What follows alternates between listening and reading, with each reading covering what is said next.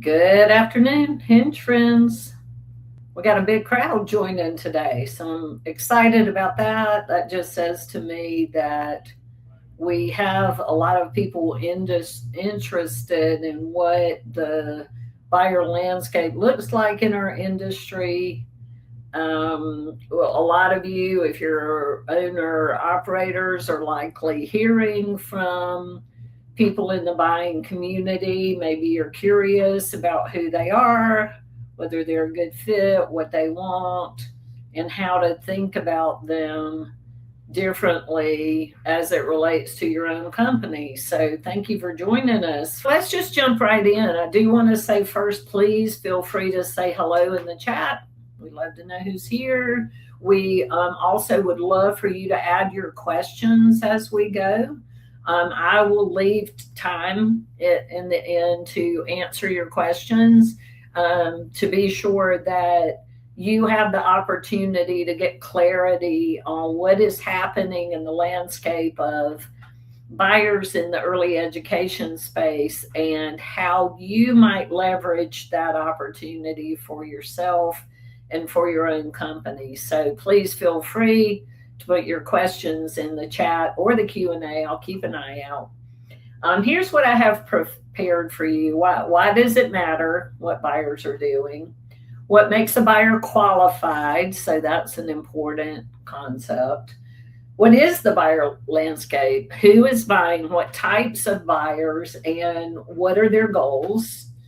And then to understand more about who they are, how they operate, what their goals are, and how they behave in a process and after a process might help you gain some clarity on just what the buyers are up to and what are the words that you're hearing. I will say one thing that there's a lot of buzzword around private equity. You know, everyone throws around private equity as a name that they associate with buyers in the industry, and sometimes that's true.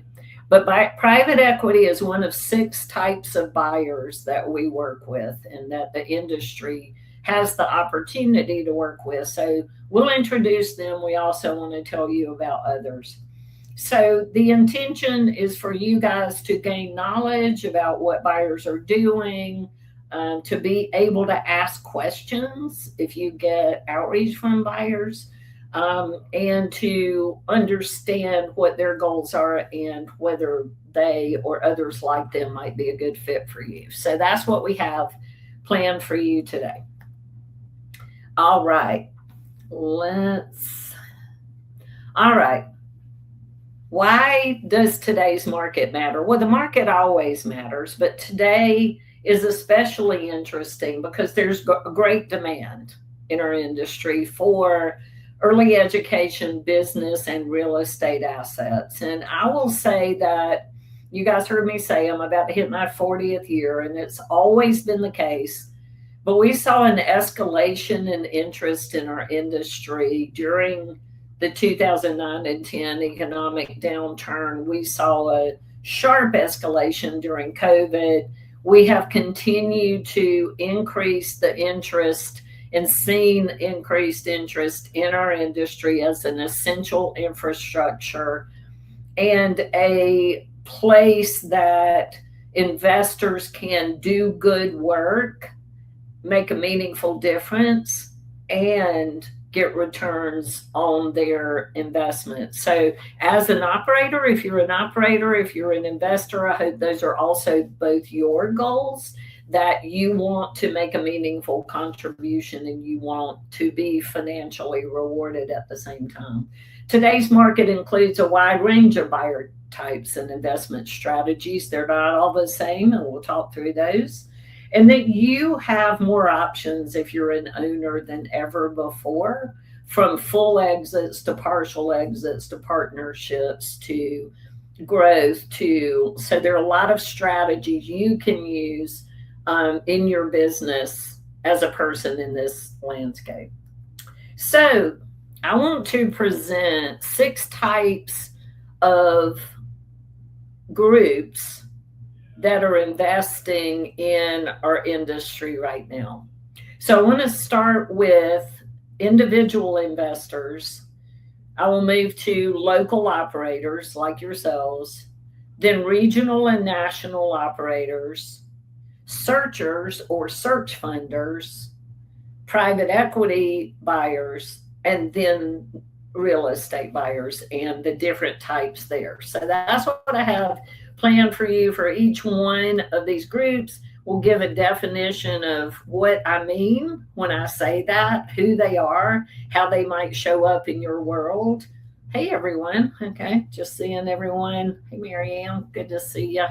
Um, and what you can expect, and maybe help you figure out a little bit better um, who might be good for you, or which groups. Maybe it's all six, maybe it's three, might be good for you in the future.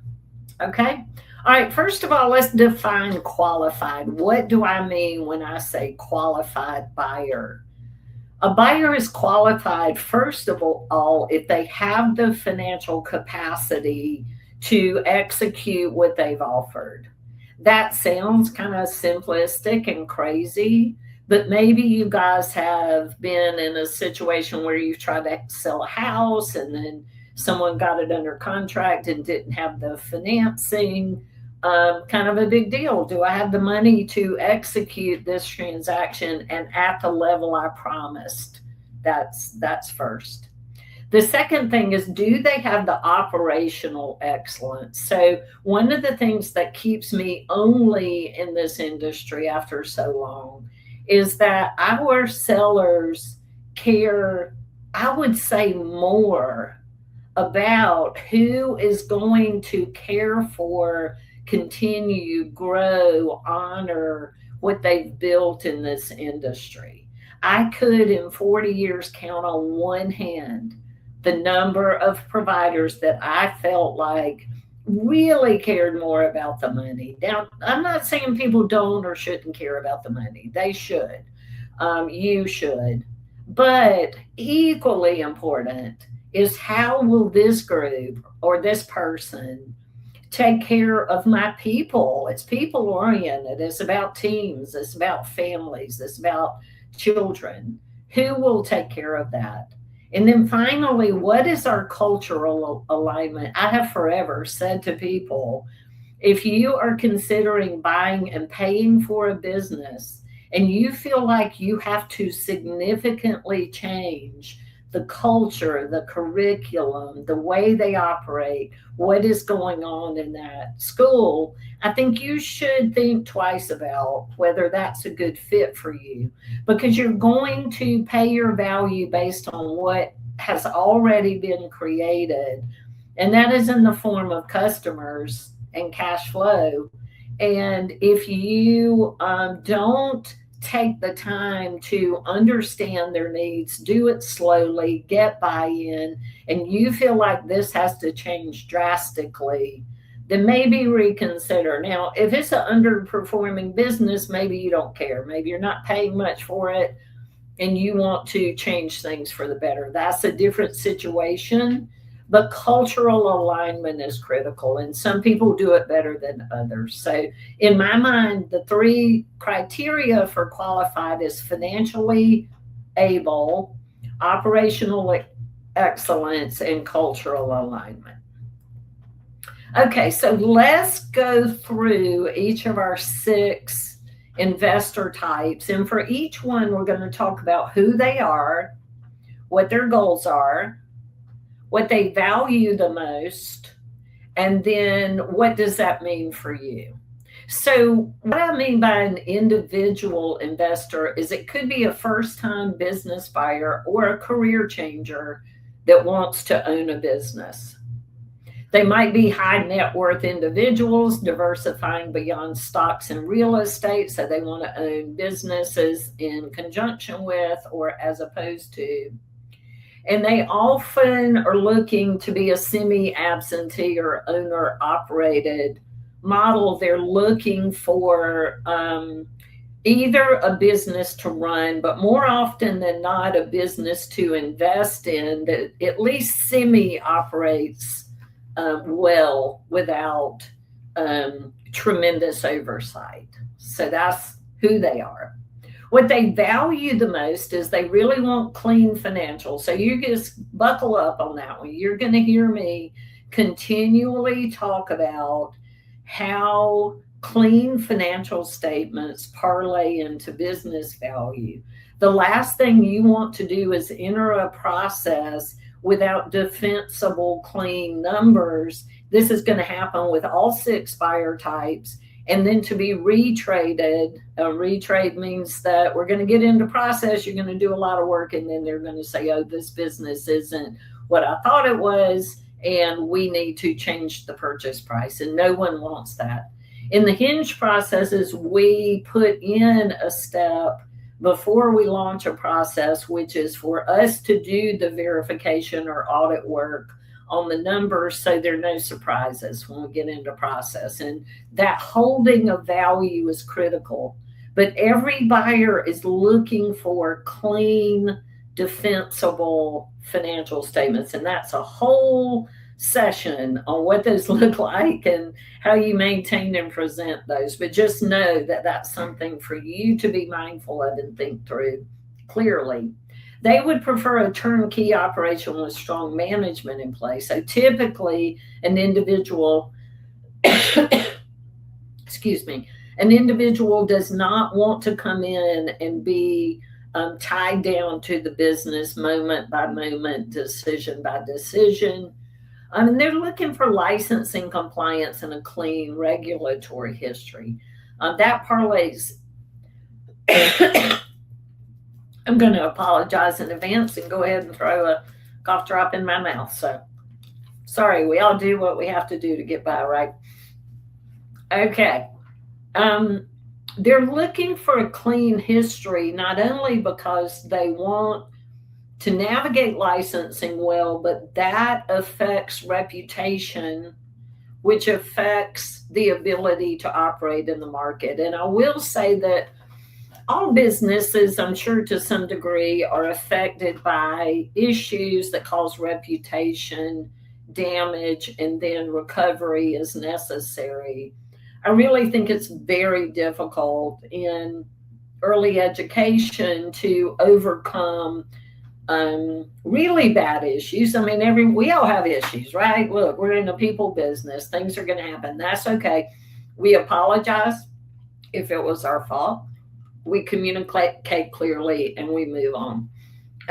But licensing compliance and a clean regulatory history is very important. What are their goals? A lot of people want to either replace or supplement their personal income. They want to build long-term wealth through cash flow. And maybe they just want to buy that first school that they can launch from and then have a larger company. Okay, what does that mean for you? Individual buyers are typically going to be seeking SBA financing, sometimes conventional financing, but more often than not SBA, which will lengthen and complicate a close over a cash buyer. Again, let's go back to selling our house. You will value a cash offer over an offer that has a financing contingency because that person is more of a sure thing for you. And you don't want to spend time and money getting to the end of a process to find out their financial issues. Not that it's a train wreck, it's just another complication. Sometimes they ask for seller notes as part of the deal. What does that mean for you? You have to put some of your consideration at risk. And the risk for you is they don't perform and then they can't pay you for the note. So I really, as on notes and earnout structures, I like to say to our sellers, be happy with what you get at closing, and then be happier if you get the consideration from a note or an earnout. You are at that point dependent on that buyer's performance to get your future cash. So very often they will finance part of the purchase with a note. They may need more training from you, and you may have to be involved a little bit longer if they're not industry people. And that could be something that wasn't in your goal plan to be involved in day to day after the close. Sometimes it can be a good match for a single location seller that has a good cash flow, and maybe that's a good match. Maybe they're not in the size group for some of the more sophisticated buyers that we're going to get to later. So I very often have the question about, at what point can you help me hinge, and at what point are buyers in your world interested in my business? So if we're talking about individual investors, which Hinge does not work in the realm of individuals, there is nothing wrong with an individual buying your company. And it could be a very good fit if you're limited to that option. It could also be a good fit if you're not limited to that option. Perhaps you prefer a more connected individual to a larger company, but larger companies are looking for stronger performance and in stronger markets, not perfect markets, not perfect performance, but stronger. So that's very often the factor that means people are in the range of individual investors or local competitors, as opposed to some of the larger groups that we'll speak of next. So there is your individual investor. Okay, let's talk about local operators. So you have a single school in a market and you have a competitor across town and they want to buy your school. Maybe they approached you. Maybe you listed your school for sale with a local broker, or you put it on Biz Buy Sell. So that's my best.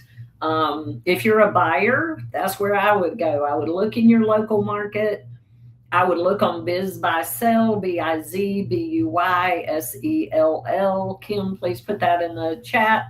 You guys can register your location and you can, thank you, very kind team member bringing me water. Thank you for that. And you can see what gets listed in your area. At the very least, you're nosy. I'm nosy. I want to know. And I'm saying that in a cheeky way, but good information to know what's getting listed in your market. And you'll get a proactive email every time something gets listed. But if you're in the size group where you're not yet a fit, or you're never going to be a fit for a larger organization, then a local operator is a good option.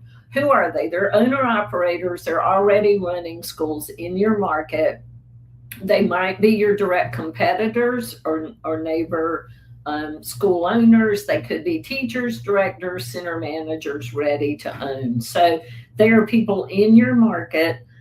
I very often have people very concerned about this model for confidentiality reasons.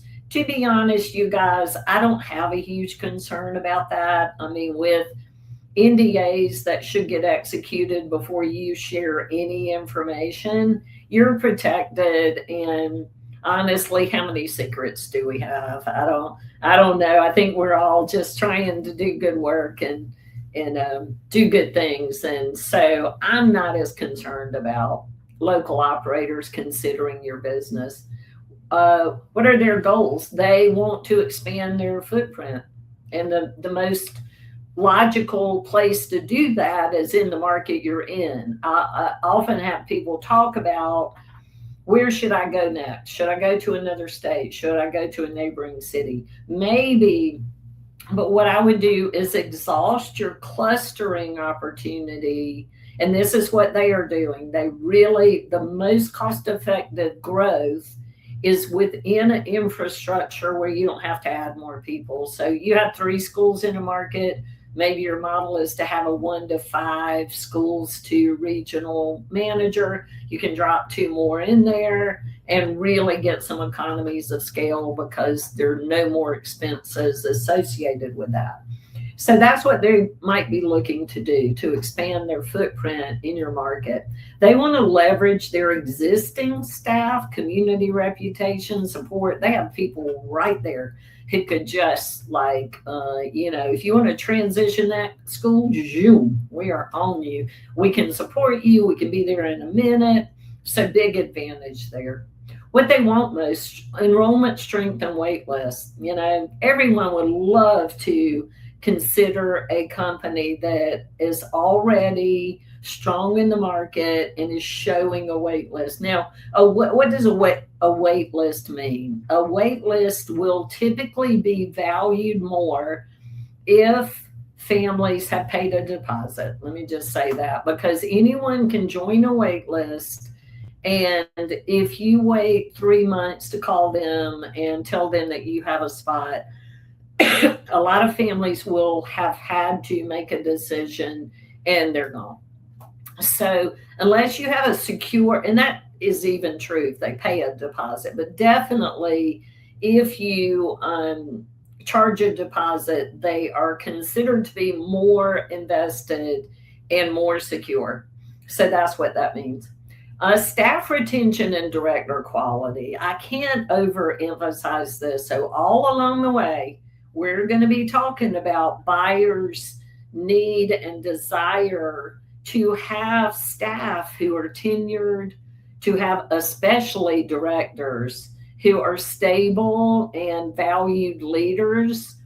That is a very critical factor in your business value. So also is a critical factor in your current operations. So it not only means the success of your current business and cash flow, but your ability to prove longevity. Nobody's perfect. We're going to have turnover, but to prove longevity and to prove leadership. So that's a big factor for everyone from here on out. Proximity to their existing locations for support. What does that mean for you? A lot of times you share a mission, you're in the same market, you kind of know what parents want, you have similar pedagogies, you're very often aligned in the mission you're trying to provide in your community.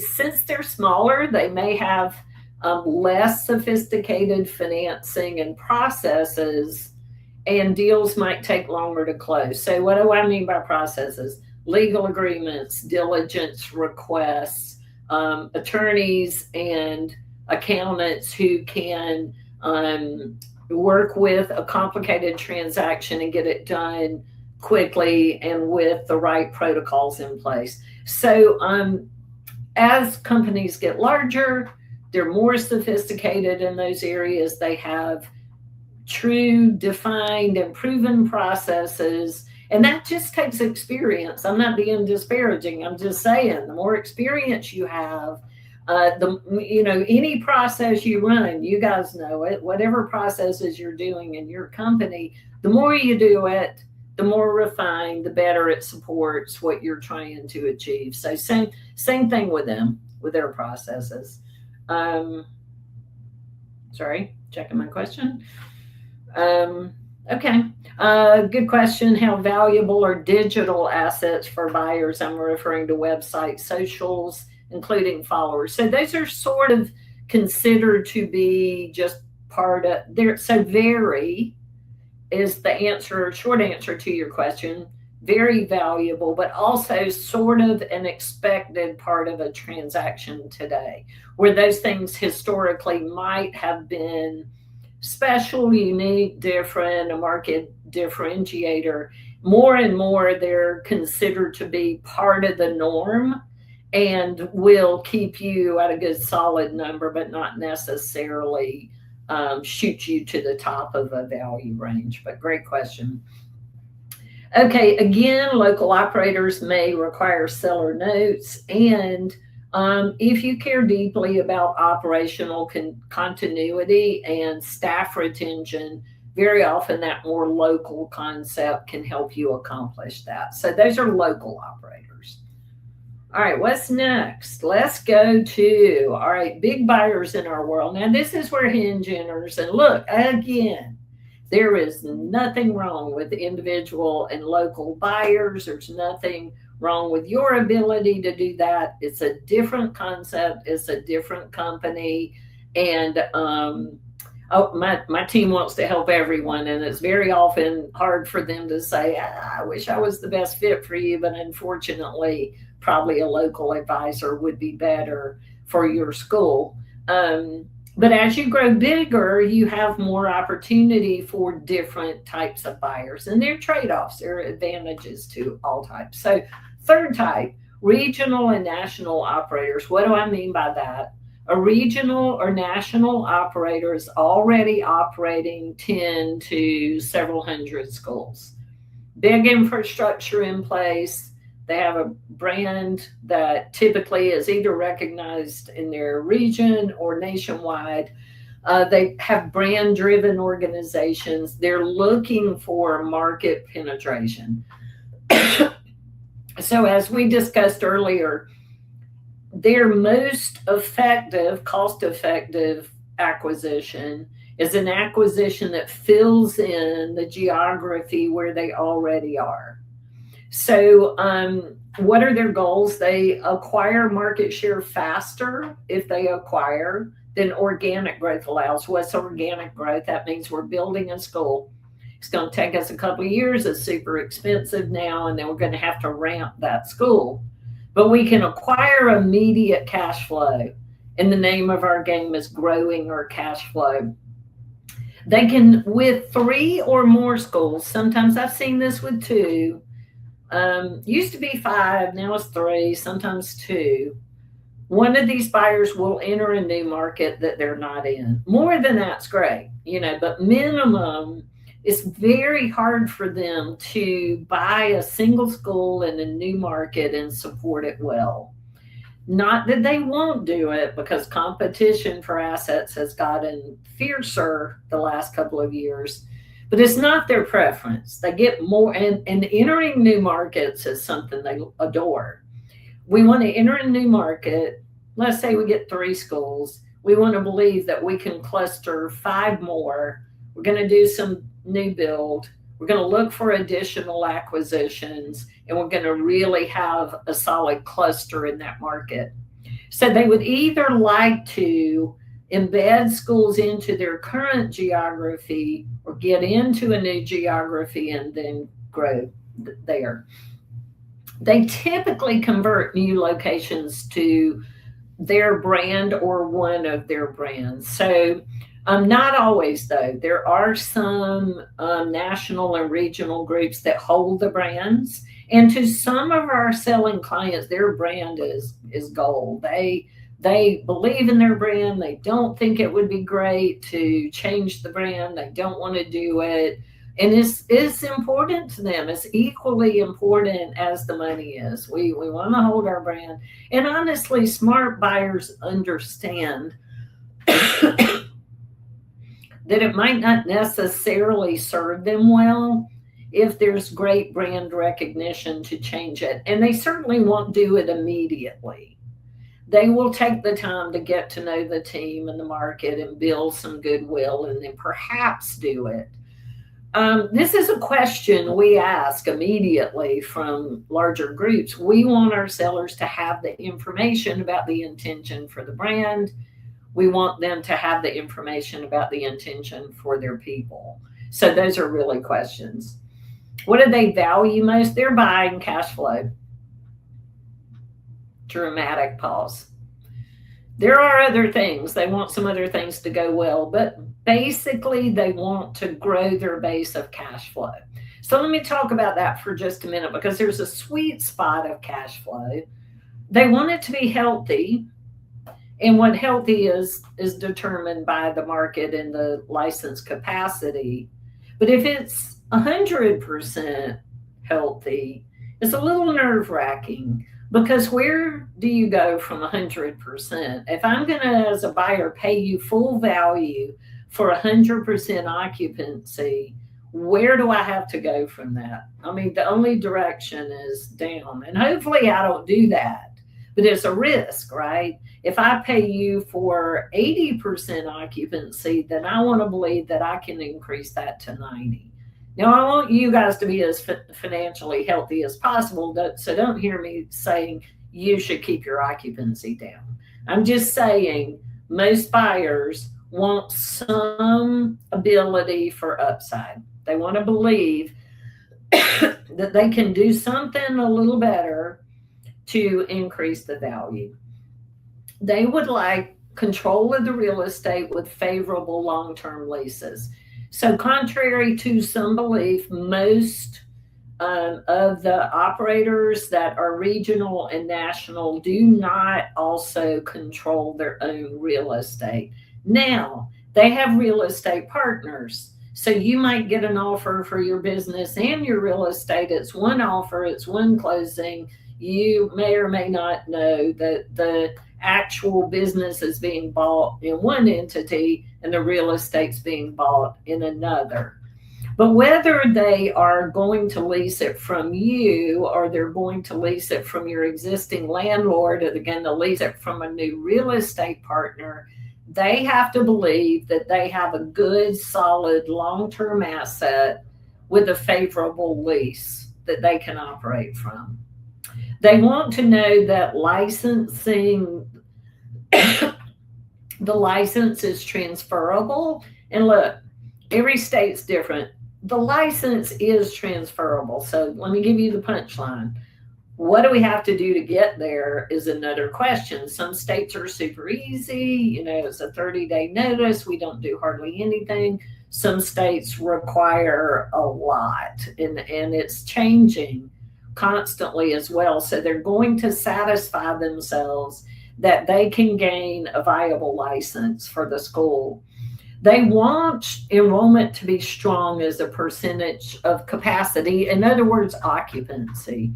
They want to know that the occupancy is strong, that there is a market for the school, that there hasn't been damage from new competition coming in, that there aren't big risks for occupancy. They want to satisfy themselves that the occupancy is solid and not at risk. What does this mean for you as a seller? Now you have a more sophisticated buyer. They have sophisticated legal teams and mergers and acquisition terms, M&A terms. They might require seller notes as part of a deal structure, but frankly, we don't do that. I mean, once we get to the regional and national arena, those guys are cash buyers. They could offer earnout terms, though, and ramping portfolio. So let me tell you why this is good for you and what your risk is. What is an earnout? An earnout means that you're going to get a certain amount of cash when you close the deal based on your mature cash flow. In other words, what you've proven is cash flow. You've already created it. You're making it. Unless they screw it up, they should get it, right? But also there are forces at play in the school that mean it's expected to increase based on something you did to create that. For example, let's say that you have 5 schools and one of those schools opened 6 months ago. That school is ramping. What does ramping mean? It means it's increasing in occupancy. Do you need to wait 2 or 3 years until it's completely full to get the value that you worked hard for, paid for, and created? No, you don't. An option would be to get paid in cash based on all the mature cash flow and then project out. This is a task the Hinge team takes. We project out the performance of the new school and then we negotiate a future earnout. Where's your risk? The risk is that you're no longer operating the school. You're now dependent on the new buyer to create the cash flow that you will get paid on. This is what I meant when I said I love to tell people, be happy with what you get at closing, be happier if you get your earnout. It does not hurt to negotiate these, and we like earnout structures. They're pretty easy to get investors to agree to. So that is an opportunity. It's a high potential for premium pricing, and the larger your company gets, the larger the multiple gets. Multiples increase with the cash flow, and regional and national operators pay well for cash flow. Um, Likely they will. We talked about brand conversion, and what I'll add there is know what the expectation is for the brand. Be sure that you prep your team. You want to consider your team and everything that you do. Very often, if we're not very often this part, but if we're running a process, our seller determines the list of buyers we take their opportunity to. I'm always blown away that people don't know who their advisor is shopping their company to. This is your process. You get to decide. But very often we will present from our more than 1,000 now buyer database the list of those that we would like to approach. And very often a seller will say, I know those guys, they're in my market. I don't think my families and my team would be a good fit. I just don't think they will. And look, they're gone. They're gone off the list, right? And so you don't want to set your transition up for failure. There are other options. One of the things you guys can benefit from right now is that there are multiple options for solid businesses. So you don't have to compromise your people, your teams, your reputation. You don't have to do that. And people regularly say to me, I got to go to the grocery store for the rest of my life. I'm going to see these people. Good. I want them to be happy with what's going on. So let's work together to figure that out.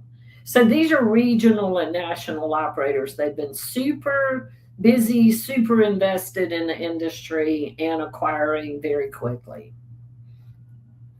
All right, let's talk about searchers. So a searcher is often also called a search funder.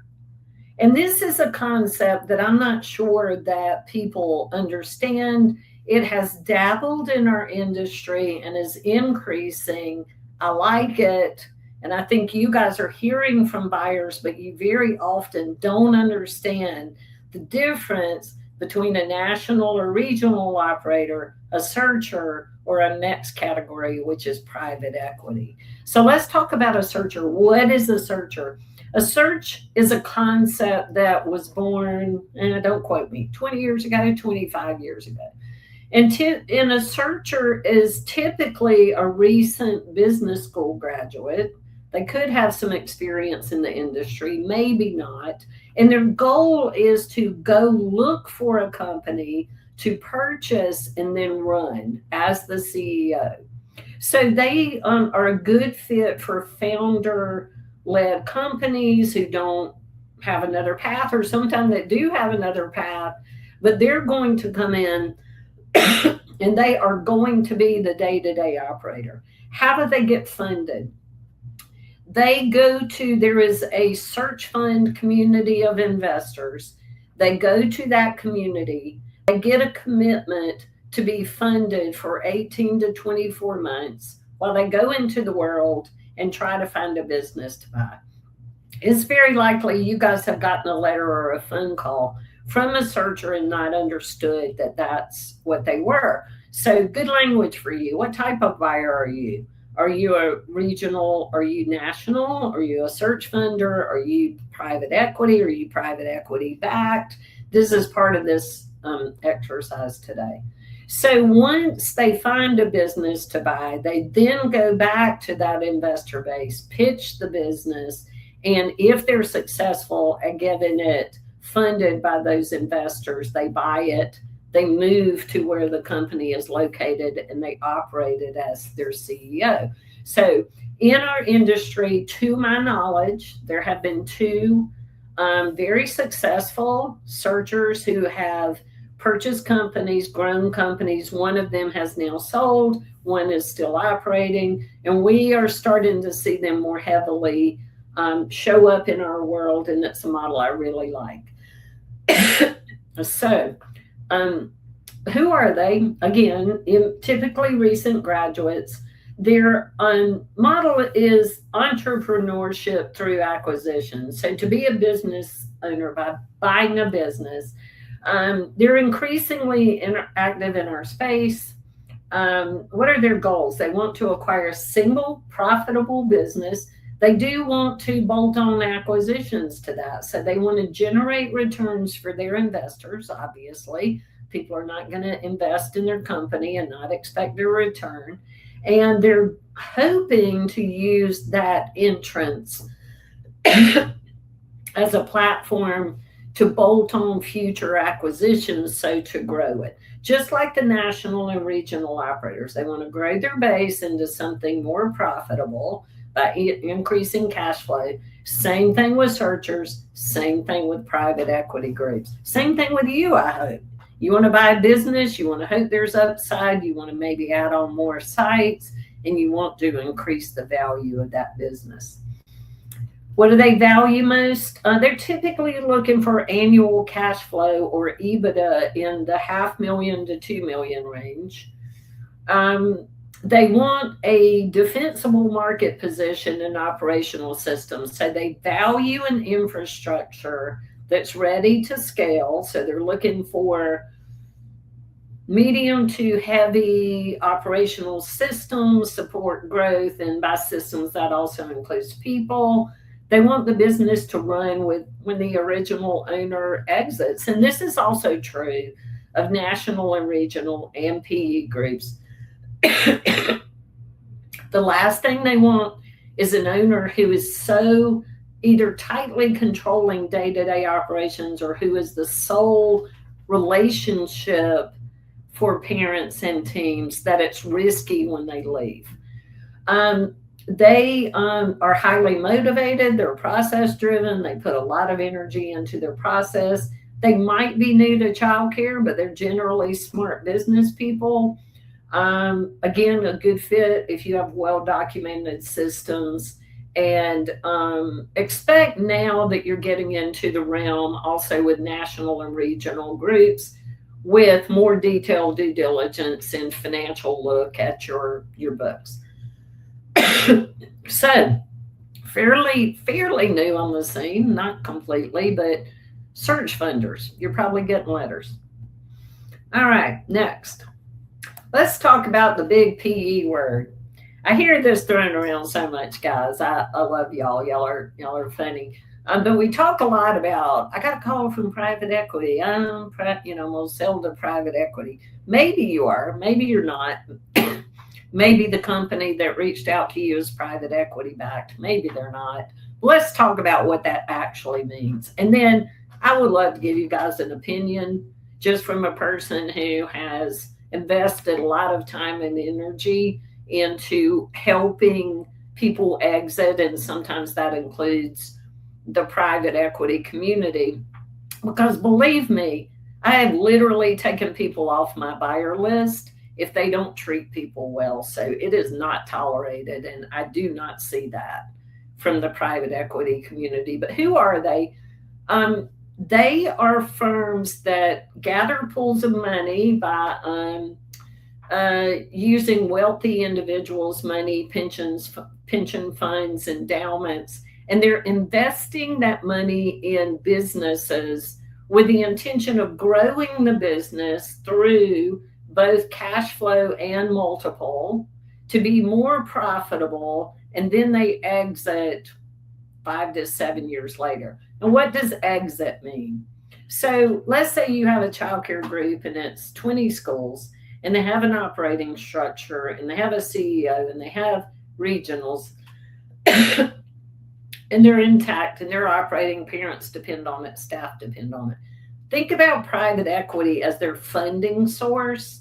Now, they do have some high-level ability to operate things in the company, very high level, like growth decisions, very high-level employee decisions. But they're not going to be in their day-to-day. People largely won't know who they are. But when they exit that company, typically is going to sell to a new investor. You can think about it a little bit more like a new financing entity. So I own a house. I have a mortgage. I'm going to get a better interest rate over here in a few years, and I'm going to refinance. Nothing changed in my house. We're still operating like we always did. People generally don't know the difference. They invest heavily, no matter what people say. They invest in their buildings, they invest in pay rates, and they invest in benefits. I've never seen what they get accused of a lot, which is that they cut costs and they don't perform. Do they make mistakes? I'm sure they do, like everyone else does. But their intention is to grow their number of schools and cash flow, which does two things. First of all, now the cash flow that their new business value is based on is higher, and it's a bigger number, so it's a higher multiple. I hope that's how you're growing your company. That's your goal if you're growing. You want to grow your cash flow, which also grows your multiple. Okay? End of soapbox. Who are they? They typically will start with a platform. So we have moved a good many platforms in the industry. A platform for most people is two things, two components to a platform. 2 million in cash flow annually and above. This isn't always the case. I have closed a deal as a platform lower than that. But critically, a team who can continue to operate and grow with them. So again, big growth goal. I need a sufficient amount of cash flow, and I need a team, and I'm going to invest heavily, and we're going to do this thing together. Very often, a business seller will sell part of their company. They will keep some equity in the new company. We've done this for several operators. And then they will grow along with them. And then at the second exit, they get paid again. So they get to cash out the rest of their equity. It takes a specific leader. It takes a specific size of company. But it's a beautiful model and a great opportunity for people who may want to begin to exit or may just want growth capital. Their goals, they want to build a scalable portfolio of schools. They want to sell at higher multiples later. They're going to standardize operations technology. I feel like this is one of their advantages, that they very often have very sophisticated operational resources in HR and IT and now AI. And those are fantastic reasons, I think, and in growth assets. So they really bring some high level assets to the opportunity. They're going to invest in infrastructure teams, pay and benefits, and they're going to achieve returns again through cash flow growth and multiple expansion. What does that mean for you? These are the highest potential valuations, especially when you get up into the multiple schools and higher cash flow ranges.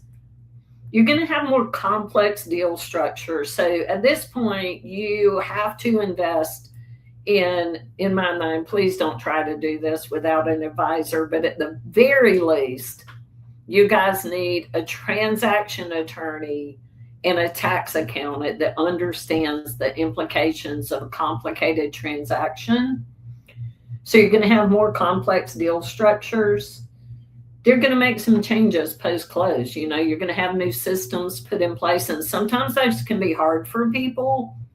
I like to present those as a great opportunity for growth, and most teams really gravitate toward that. So I think expressed well, that can be a positive and not a negative. And if you want to exit immediately with no responsibility for advising or being on a board or keeping equity, just say that. I have a seller right now, and he's older, does not want to think about equity. Don't invite me to a board meeting. I want to live my life and not have that hanging over me. That's fine. You just know that up front. That is private equity.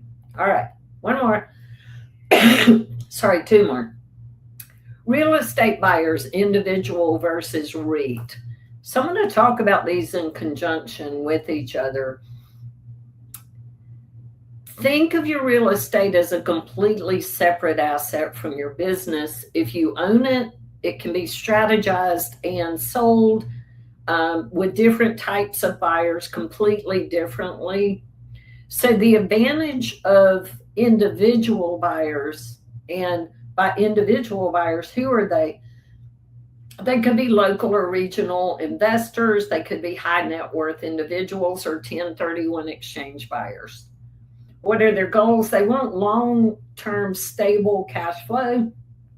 They want minimal responsibilities as a landlord, so they typically want a triple net lease. And a lot of those want to diversify beyond typical office properties into more freestanding properties like childcare. They would typically want a 10 to 20-year lease. They want renewal options. They want their tenant to be creditworthy and high performing. They love purpose built facilities with a high replacement cost. What does that mean to you? You could sell your property and lease it back and keep your business. You could unlock real estate value that way. These cap rates today, if you access the individual market, are in the 6.5 to 7.5 range, so a little lower than the REIT community that we'll talk about next. They may require more diligence and financing, so that complicates the process and makes it take longer.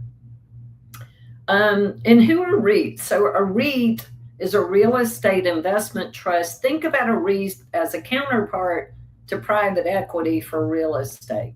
You guys pop any questions you have in there. I promise you I'm going to make time for one or two. Okay, so they also invest money, but only into real estate assets. They're an easier process. There are some that play specifically in childcare and they know the industry really well. They acquire dozens of properties each year. They have proven processes. Their goals are to build portfolios of recession resistant, which we are, believe it or not, essential use real estate. They want to generate dividends for their shareholders, just like private equity and searchers do. They want to capitalize on childcare's growing recognition as a solid investment. What does that mean for you? They're best positioned for multi-site operators, but a high-performing single school also works. And if you pair a REIT with a business buyer, and again, this is hinge work. We don't expect our clients to do this. They would typically get one offer that if it's a national group or a private equity group, typically their partner would be a REIT. They're not going to the individual community. They want an institutional real estate buyer. All right, let's sum this up. This is not exclusive in everyone's situation, but a bit to think about. And I went in the order of priorities over here on the left. Everyone wants maximum price. They really do. Who are your best opportunities for that? As you get bigger, your better opportunities for price are private equity, regional and national operators, or searchers. More importantly for people, though, is legacy and mission preservation. And what I will say, all of these are an opportunity for that if you investigate that really well. So part of our process is aligning legacy and mission and not compromising people. And again, for most sellers, that is as important or more important than the price. If you want a clean exit or retirement, again, your larger buyers are your best opportunity there. If you want to stay involved in some way and maybe keep stock, that typically happens on the private equity level. And if you want a speed of close with more proven systems, that's typically a larger investor as well. You guys can download the slides right here. Hope you'll join me and Tom Wood next month. We're going to talk about the people side of the business. But I have time for one or two questions. I've just downloaded a lot. I apologize again for this really difficult congestion I have going that luckily I picked up on vacation, so it's hard to complain. But Okay, you guys seem to be good. I am so honored that you were here. I think it's important for your business that you understand and can speak to these concepts. Next time you get a call or a letter, I want you to ask these questions. Tell me about yourself.